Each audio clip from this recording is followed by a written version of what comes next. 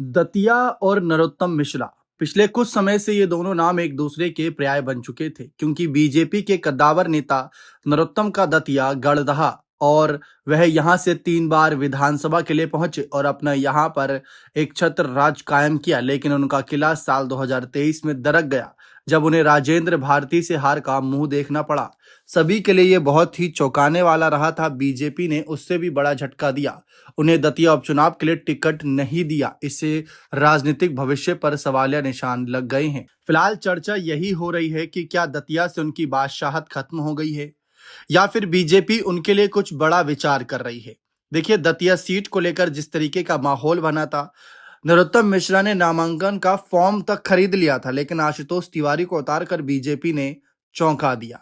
नरोत्तम मिश्रा यहां से 3 बार विधायक रहे, लेकिन अब सवाल ये उठ रहा है कि बीजेपी इनके बारे में क्या विचार कर रही है। इनके टिकट कटने की खबर सामने आई तो इनके समर्थक नाराज हो गए, सड़क जाम हुई, बीजेपी दफ्तर तक बंद करना पड़ गया। नाराजगी इतनी ज्यादा थी।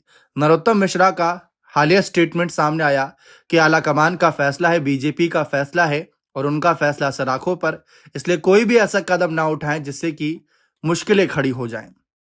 तो यानी वह समझते हैं इन हालातों को। तो क्या उन्हें आगे से कोई और बड़े पद का हरी झंडी मिल रहा है? समझने की कोशिश करते हैं। देखिए, नरोत्तम मिश्रा का टिकट कटना उनके समर्थकों के लिए एक बड़ा झटका जरूर है, लेकिन यह कहना जल्दबाजी होगी कि उनका दबदबा पूरी तरह खत्म हो गया। उनकी पकड़ सिर्फ दतिया ही नहीं बल्कि राष्ट्रीय राजनीति में भी है और दिल्ली के साथ उनकी मजबूत ट्यूनिंग मानी जाती है। ऐसी भी संभावना हो सकती है कि बीजेपी उन्हें राज्य की चुनावी राजनीति से निकालकर संगठन में कोई बड़ी भूमिका सौंपे, या फिर उन्हें किसी राज्य का राज्यपाल भी बना सकती है। या फिर एक केस ये हो सकता है कि पार्टी उन्हें आने वाले लोकसभा चुनाव में कहीं से टिकट दे दे, क्योंकि वे पार्टी के मुखर और आक्रामक हिंदूवादी चेहरे रहे। लेकिन सवाल यह है कि जब इनको विधानसभा में ही टिकट नहीं मिला और कहा जा रहा है कि एंटी इनकम्बेंसी बन गई थी और जिस तरीके से इनके समर्थकों का प्रदर्शन रहा, इस्तीफे की बात सामने आई, तो बहुत चौंकाने वाला ये कदम रहा। और ये सारी बातें दिल्ली दरबार देख रहा होगा, मुख्यमंत्री मोहन यादव देख रहे होंगे कि सिर्फ टिकट कटने से इतनी नाराजगी, जबकि बीजेपी कोई बड़ा फैसला लेती है तो सोच समझ कर लेती है।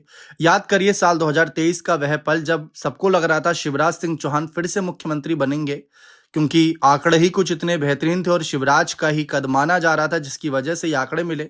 लेकिन उनकी जगह मोहन यादव को सीएम कुर्सी पर बैठाया गया। फिर सबको लगा कि शिवराज सिंह चौहान का मध्य प्रदेश में करियर समाप्त हो जाएगा अब तो।